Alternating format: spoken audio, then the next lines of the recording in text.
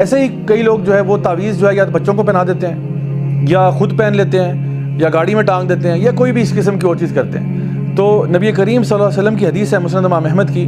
جہاں پہ آپ نے فرمایا کہ تعویذ کا پہننا جو ہے، ایمولیٹس کا پہننا، یہ شرک ہے۔ کہنے کا مقصد یہ ہے کہ اس میں بعض علماء نے کہا کہ ٹھیک ہے اگر تعویذ میں قرآن لکھا ہو تو شاید کوئی گنجائش بنتی ہے، لیکن بہرحال میں سمجھتا ہوں کیونکہ میں نے ہنڈریڈز آف تعویذ کھولے ہوئے ہیں، تو میں یہ کام کہہ سکتا ہوں کہ مطلب جتنے بھی تعویذ آج تک میں نے کھولے ہیں ان میں سے کوئی خیر کی چیز تو نہیں نکلی۔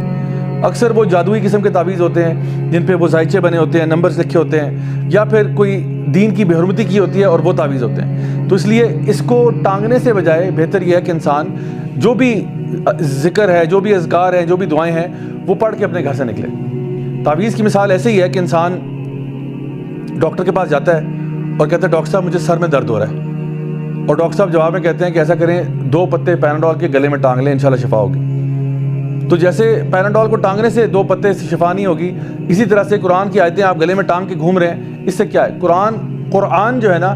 وہ اقرا سے نکلا ہے، یعنی جو پڑھا جاتا ہے، جس کی تلاوت کی جاتی ہے۔ اور اللہ تعالیٰ فرماتے ہیں افلا یتدبرون القرآن، کیا تم قرآن پہ غور نہیں کرتے ہو؟ قرآن بھیجا گیا غور و فکر کے لیے تاکہ آپ اپنی زندگیوں کو اس کے مطابق کریں۔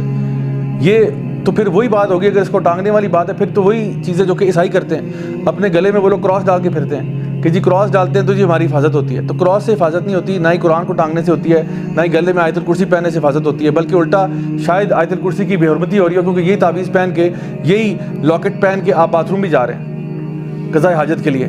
یہی سارا دن آیت الکرسی جو آپ نے گلے میں ٹانگی ہوئی ہے یہ پسینہ اور بدبو بھی اکٹھی کر رہی ہے۔ تو یہ بہت عزت ہو رہی ہے قرآن مجید کی۔ ایک طرف تو ہم قرآن مجید کو غلافوں میں چڑھا کے اوپر کہیں رکھتے ہیں، شیلفوں کے اوپر، کہ جی کوئی اس کو یعنی اس کے ساتھ بے حرمتی نہ کرے، کوئی غلطی سے بھی اس کے ساتھ کوئی زمین پہ نہ پھینک دے۔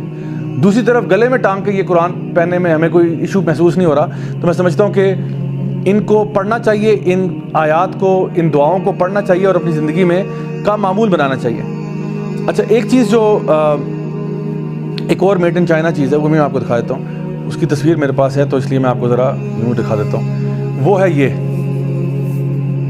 اس کو عام طور پہ ٹرکش ایول آئی ریپیلنٹ کہتے ہیں، ٹھیک ہے، میڈ ان ٹرکی،